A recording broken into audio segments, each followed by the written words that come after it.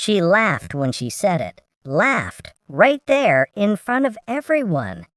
"Don't take him seriously," she said, tilting her glass toward me. "He's just admin." The word rolled off her tongue like a joke, and the table erupted in polite laughter. I smiled, not because it was funny, but because I knew something she didn't. Her fiancé, Daniel, turned to me then, curious. "And what do you do exactly?" I met his eyes. Calm, steady. "One word," I said. "Cybersecurity." And just like that, the laughter died. Her parents froze. Daniel's smile faltered. She blinked, confused at first, then terrified, as if she'd suddenly realized she'd mocked the wrong man. I met Clara 3 years ago. She worked in marketing, vibrant, loud, full of color. I was quiet, methodical, the one behind the screens keeping the company from burning itself down. She liked how calm I was, said I made her feel safe. I fell for that smile, the one that made everything feel lighter. We built something, or so I thought. Late nights in her apartment, her head resting on my shoulder while I typed. She'd whisper that I was the backbone of everything. I believed her, until the tone changed. It started small, missed calls, excuses, laughter that didn't belong to me. She started dressing differently, staying out later, becoming distant. When I asked, she'd say I was paranoid. "You read too much data. You see patterns where there aren't any." Funny thing is, that's exactly what I do best, see patterns. So I watched, quietly, patiently.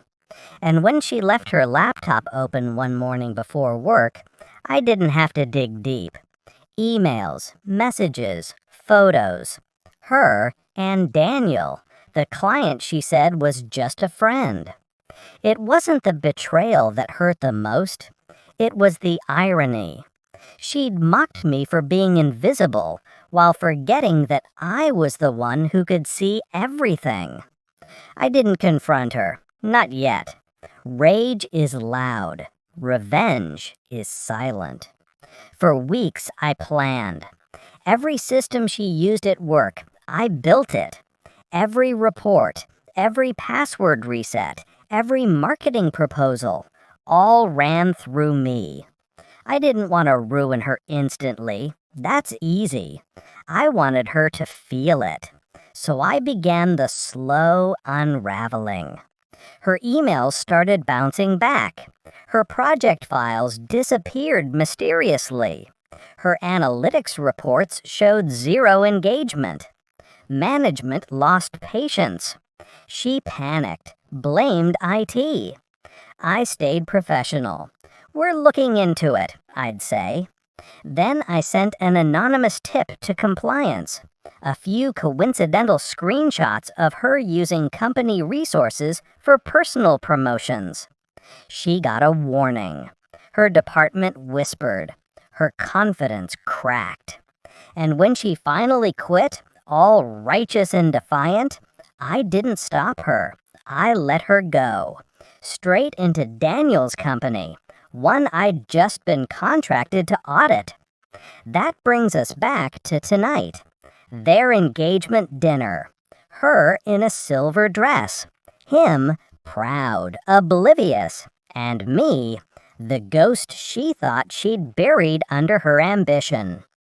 Daniel had invited me himself, not knowing.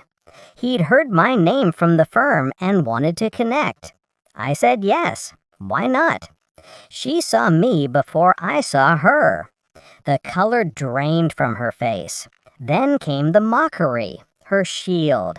"Just admin," she'd said, her attempt to shrink me back into the box she once built. Then Daniel asked, that innocent curiosity in his voice, "What do you do?" "Cybersecurity." It landed like a blade. Daniel blinked. "Wait, You're the consultant from Redline Systems? I nodded. Her mother's fork slipped from her hand. Her father looked down, pale, because they knew. They knew their daughter's new fiancé's company had just been flagged for a massive internal breach, and I was the one leading the audit. I didn't need to say another word. I just looked at her, and she understood everything. Every file she'd sent, every message she'd written, every secret she thought was safe. Daniel excused himself to take a call. His phone lit up. I saw it. The email from my team confirming the freeze of his company's accounts pending investigation. Her lips parted, trembling. What did you do? I smiled faintly. Nothing you didn't teach me. She followed me outside after that. Rain had started to fall. Fitting, almost cinematic. You ruined me, she whispered. No, I said softly. You did that the moment you decided I wasn't enough. She wanted to scream, to blame, but her voice broke.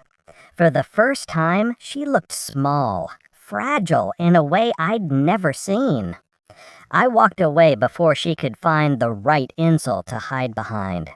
Because this wasn't revenge anymore. It was closure.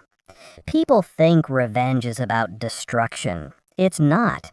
It's about control. Taking back the narrative they stole from you. She called me just admin. Now, every time she checks her email, every company she applies to, every client she tries to pitch, she'll see the shadow of that one word. And she'll remember the night she laughed and how the room fell silent. I didn't ruin her life. I just reminded.